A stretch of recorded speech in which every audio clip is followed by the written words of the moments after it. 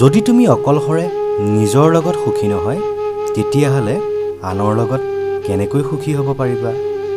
সুখ বিচাৰি সম্পৰ্কৰ সৃষ্টি নকৰিবা, কিজানি তেওঁ তোমাৰ পৰা সুখ বিচাৰি আছে। প্ৰত্যেকেই প্ৰথমে নিজে সুখী হোৱা উচিত, তাৰ পাছতহে সম্পৰ্ক এটাক এজনে আনজনক সুখী কৰিব পাৰিব।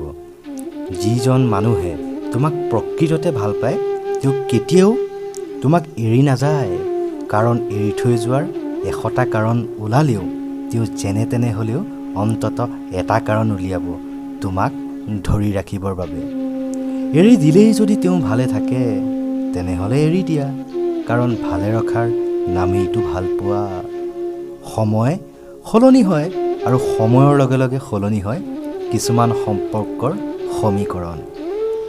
হাজাৰটা সুখৰ স্মৃতিয়ে এটি কষ্টক মচি দিব নোৱাৰে, কিন্তু এটি কষ্টই হাজাৰটা সুখৰ স্মৃতিক মচি দিব পাৰে। এইটোৱে জীৱনৰ নিষ্ঠুৰ সত্য। সকলোকে সহজে বিশ্বাসত লোৱাটো সঠিক নহয়, কাৰণ চেনি আৰু নিমখ দুয়োটাৰে ৰং বগা, কিন্তু সোৱাদ ভিন্ন ভিন্ন। জীৱনটোক সদায় অতিপিৰ দৰে গঢ়িবলৈ চেষ্টা কৰা, যাতে কোনেও তোমাক দুবাৰ ব্যৱহাৰ কৰিব নোৱাৰে।